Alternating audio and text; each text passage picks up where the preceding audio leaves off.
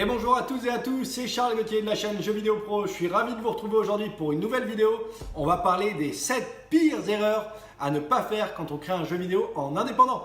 Erreur numéro 7, penser dès le départ qu'on ne va pas y arriver, bref, ne pas avoir confiance en soi.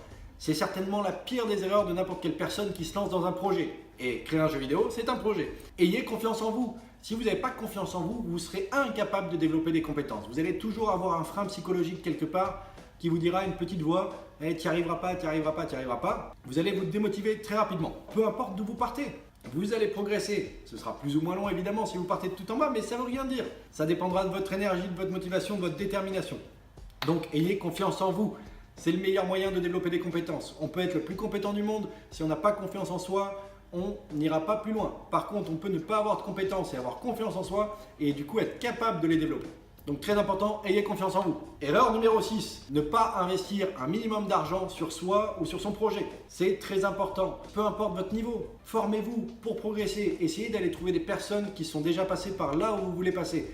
Vous allez apprendre de leurs erreurs, vous allez apprendre leurs bonnes pratiques et donc gagner un temps fou et économiser de l'argent également. Vaut mieux réussir à devenir libre et indépendant en quelques mois plutôt que en quelques années en ayant dépensé plusieurs dizaines voire centaines de milliers d'euros. Donc investissez sur vous, formez-vous, apprenez, progressez. Ça va vous permettre de garder votre motivation, voire de l'amplifier et ça va vous permettre de progresser bien plus vite. Erreur numéro 5, ne pas partager ses idées et son projet avec d'autres créateurs de jeux. J'ai toujours du mal à comprendre pourquoi la plupart des créateurs de jeux que je croise ont peur que d'autres créateurs de jeux leur piquent leur idée. Personnellement, moi ça ne me viendrait pas à l'esprit. Je suis déjà focus sur mes projets et je vous rassure que c'est le propre de l'homme. On pense tous à nos projets, on est tous un peu égoïstes. Donc on est focus sur nos problématiques, nos rêves. Donc vous inquiétez pas, le créateur de jeux voisin, lui il est focus sur son projet. Il n'ira pas vous piquer votre idée. Par contre, ça va lui amener des réflexions, peut-être pour faire progresser le sien, mais également pour vous partager ses réflexions sur le vôtre. Tout seul, vous allez peut-être plus vite, mais vous allez peut-être plus vite droit dans le mur. À plusieurs, vous allez pouvoir vous tirer vers le haut. Donc partagez vos idées. Ensemble, ne créez pas une compétition négative, créez une compétition positive. Donnez-vous des remarques, partagez-vous des bons conseils, les bonnes pratiques que vous avez pu mettre en place, qui vous ont aidé, et tirez-vous vers le haut. Erreur numéro 4, pensez qu'on va tout réinventer et révolutionner le marché. Alors je comprends, quand on se lance dans un projet, on a peut-être les rêves les plus fous et on imagine qu'on va peut-être écraser tout le monde ou être meilleur que tout le monde. Tant mieux, il faut avoir cette ambition, c'est une bonne chose, mais il faut aussi être lucide. Les grands acteurs de ce marché, ça fait des années qu'ils travaillent là-dessus, ils ont des compétences dingues, que ce soit les créateurs, les éditeurs, tous les régies publicitaires, tout le monde. Vous n'allez pas pouvoir tout faire tout seul. Donc, il faut être conscient que vous allez pouvoir créer de la valeur à un endroit en particulier et peut-être petit à petit vous élargir. Mais dès le départ, concentrez-vous sur ce que vous aimez, là où vous voulez progresser, là où vous vous épanouissez et soyez conscient qu'il y en a d'autres des acteurs qui pourront vous aider sur tous les autres aspects. Donc, arrêtez de vouloir tout réinventer, de penser que vous êtes le meilleur. Pensez comment vous voulez créer des bonnes idées de jeu pour être focus sur les tendances du marché et sur les besoins de ceux qui pourraient vous aider. Travailler avec des éditeurs, par exemple, peut être très bénéfique pour vos finances et pour votre projet. Eux vous aideront sur tout l'aspect promotion, marketing, génération de téléchargement, alors que vous allez les aider pour créer un jeu qui maintient les joueurs. Voilà, tout le monde est gagnant. Erreur numéro 3, vouloir faire des pas de géant au lieu de faire des petits pas pertinents. C'est humain, quand on se lance dans un projet, on voit notre objectif final, notre grand rêve.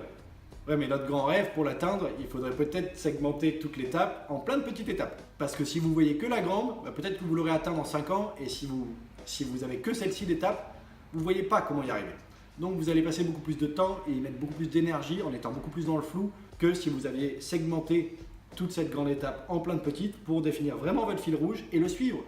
Vous allez pouvoir voir au quotidien ou à la semaine si vous êtes en train de bien suivre votre projet ou si vous êtes en train de dévier, donc de pivoter. Bref, vous allez avoir une meilleure lisibilité sur ce que vous faites.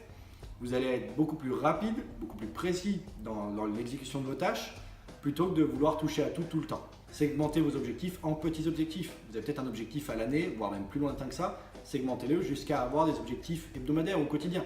Erreur numéro 2, ne pas parler à ses proches et à son entourage de son projet et du coup s'enfermer dans sa bulle.